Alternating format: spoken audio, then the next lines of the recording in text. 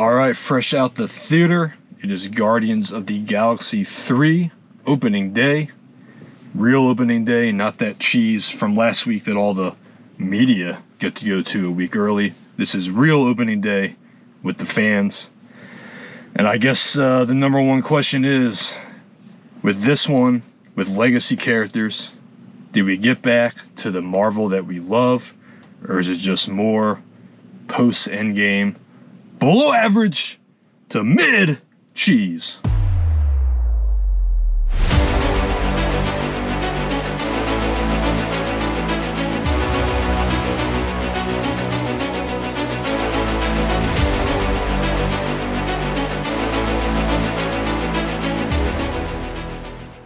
So like I said, this is a fresh out of the theater reaction, non-spoiler reaction. Don't gotta worry about any spoilers. I know this is opening night. A lot of people aren't gonna be able to see this movie until later this weekend, or even the weekend after, whatever it may be with your schedules. So you don't need to worry about that. This is a straight up, not recommend. So I'm not gonna lie, going into this movie, I could not help but shake a sense of dread. I just really felt like something bad was going to happen. And it's been pretty public that this is the last Guardians of the Galaxy movie as we know it. So when you know things like that going in, you kind of fear something bad might happen. We made it. Everything's good. We're cool. We're reviewing the movie. I can say if you have worries like that, everything's fine. So this movie is a little hard to dissect. It is unique in the fact that Guardians of the Galaxy Volume 2 happened 6 years ago now, if you can believe that. 2017, that movie came out in a world pre-Infinity War, pre-Endgame. But we've seen these characters so much since then. They were in Infinity War. They were in Endgame. They were in Thor Love and Trash. They had a Christmas special during the holiday season.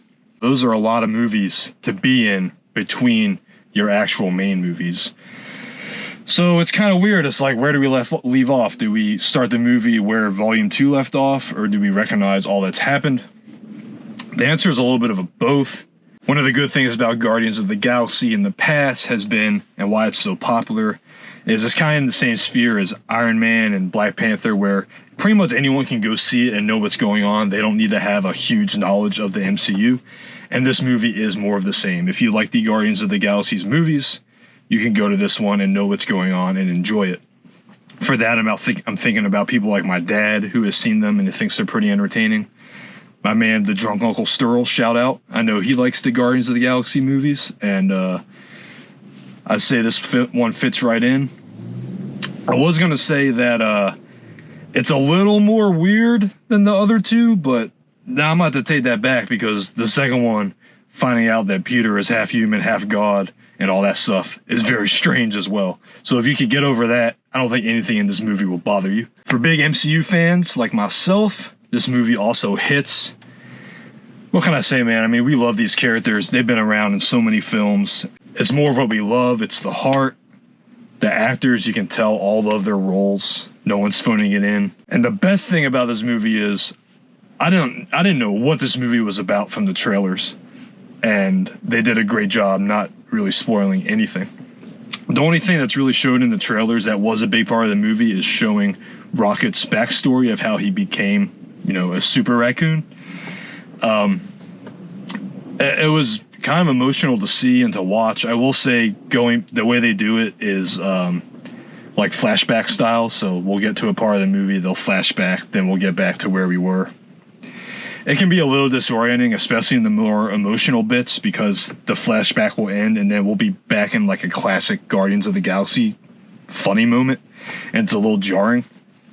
But there are not that many negatives for this film. I'd say it's that, and just in general, the beginning's pretty. By beginning, I mean like the setting up the film. They really do it so that people that aren't that familiar with what's been going on can understand where we are. So for a fan like me, that's a little annoying, because it's like, yeah, let's just jump into it. I already know. But I understand why they have to do that.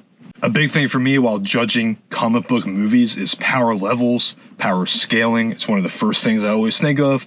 Think of movies like Spider-Man No Way Home, which was very entertaining, but it was also very dumb, because there's no way a high schooler using geometry would be able to defeat Doctor Strange. That was stupid. So is anything like that in this movie? And the answer is Not that I can think of right now. Now, remember, I just watched the 2.5 movie and a lot happened. But everything made sense. The good guys were getting their ass beat at times. The villains got it put back to them. Everyone played their role with the talents that they have. So James Gunn, shout out to him.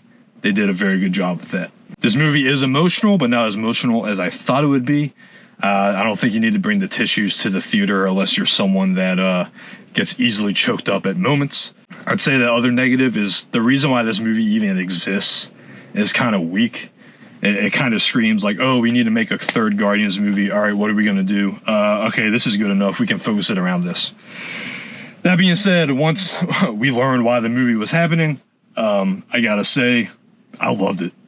It was very entertaining. We just got to spend 2.5 hours with characters that we love and have liked for almost 10 years. It's a mix of them all being together, like Star Wars A New Hope style, and then at times, they're also split up, trying to complete the mission. Think Empire Strikes Back. I brought up Star Wars because there are a lot of Star Wars references in this movie, from scenes to direct quotes. So if you're someone like me, you'll appreciate that as well. One of my favorite moments was in the credits. Don't worry, this is not a post-credit scene spoiler. I'm talking about the actual credits with people's names going up the screen.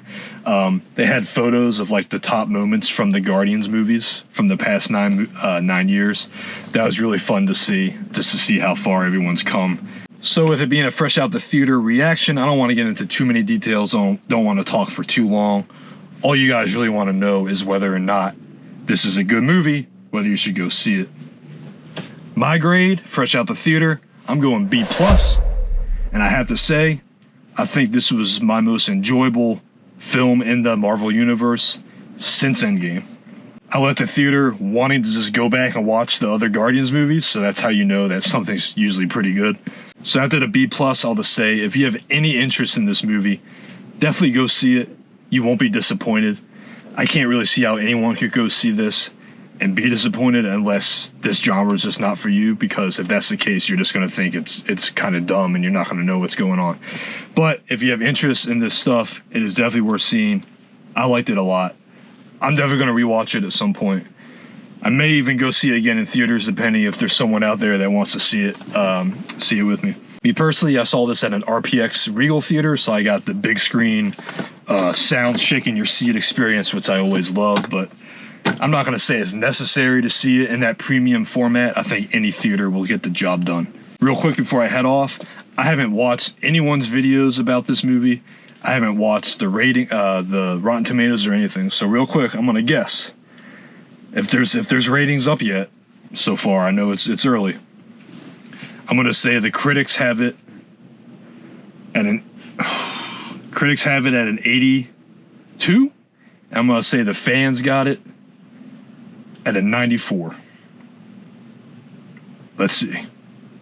I was pretty close. We got right now, as I'm looking, the critics have it at a 79, and the audience score is 100.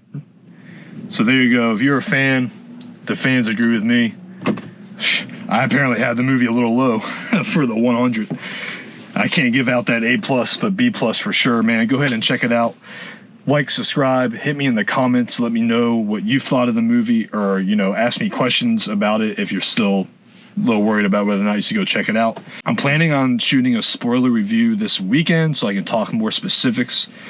I'm not 100% sure if I'm going to do that, but I am planning on it, so be on the lookout for that. This video definitely went longer than I wanted it to, but I was so excited to see a Marvel movie again that I really enjoyed, and I wanted to share that with you guys. So get out there, go see it.